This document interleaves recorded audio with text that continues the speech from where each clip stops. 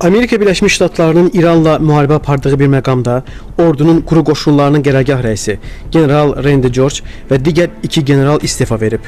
Digər tərəfdən, bir neçə gün əvvəl Prezident Donald Trump Pam Bondi'nin Amerika Birləşmiş Ştatları baş prokuroru vəzifəsindən istefa verdiyini elan edib. Daha öncə isə Birləşmiş Ştatların terrorçuluqla mübarizə Milli Mərkəzinin direktoru Joe Kent ölkəsinin İrana qarşı hücumlarına etiraz olaraq istefa vermişdi. Hələ məsələ bununla bitmir. Atlantik jurnalının məlumatına görə Federal Təhqiqatlar Bürosunun direktoru Kesh Patel, ordunun katibi Daniel Driscoll və əmək naziri Lori Chavez Delamere'in də Trump administrasiyasından getməsi ilə bağlı müzakirələr aparılır. Maraqlıdır. Bütün bu yüksək vəzifə sahiblərinin ard-arda istefa verməsi nəyin göstəricisidir?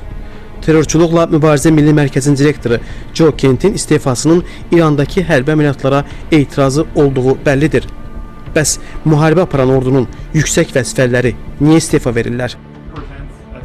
Prezident Trump sədaqətə çox önəm verir. Eyni zamanda səriştəyə və ya işləri görmək qabiliyyətinə çox diqqət yetirir. O, Epstein sənədləri ilə bağlı qarışıq söz-söhbətdən də narahat idi. Həmçinin düşmənlərinə qarşı bir çox məhkəmə iddiaları hakimlər tərəfindən ləğv edilirdi.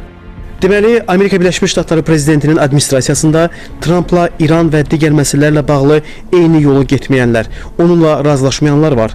Trump da bunu işinə laqeydlik, vəzifə məsuliyyətinə çatışmazlıq kimi qəbul edir. Digər versiya isə daha maraqlıdır. Pentagonun quru qoşunlarının qərargah rəisi istefaya gedir. Bir müddətdir ki, Amerika Birləşmiş Ştatlarının İranda quru əməliyyatı aparmaq versiyası haqqında söz-söhbətlər gəzir. Ona görə də Birləşmiş Ştatlar ordusunda quru qoşunlarının qərargah rəisi Randy George'un quru əməliyyatına qarşı çıxdığı üçün istefa verməsi ağlabatan görünür. Yəni, qərargah rəisi belə əməliyyatın riskli olduğunu əsas gətirə bilər. Çünki hələ İranda quru əməliyyatlara başlanılmayıb, lakin Birləşmiş Ştatlar hərbçiləri arasında ölənlər var, yüzlərlə hərbçi də yaralanıb. Daha bir istiqamət üçün isə bir qədər əvvələ baxmaq lazımdır.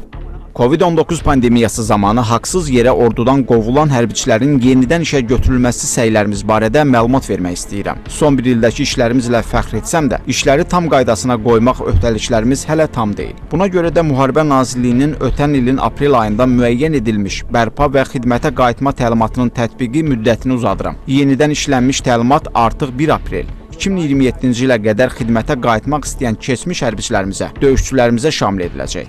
Xidmətə qayıdan şəxslər üçün aktiv xidmət öhdəliyi 4 ildən 2 ilə endirilib.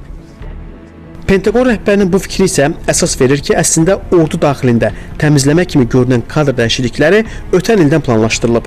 Sadəcə indi İranla müharibə zamanı təsadüf edib. Lakin onu nəzərə almaq lazımdır ki, müharibə aparan ölkənin qərargah rəislərindən biri istefa verirsə,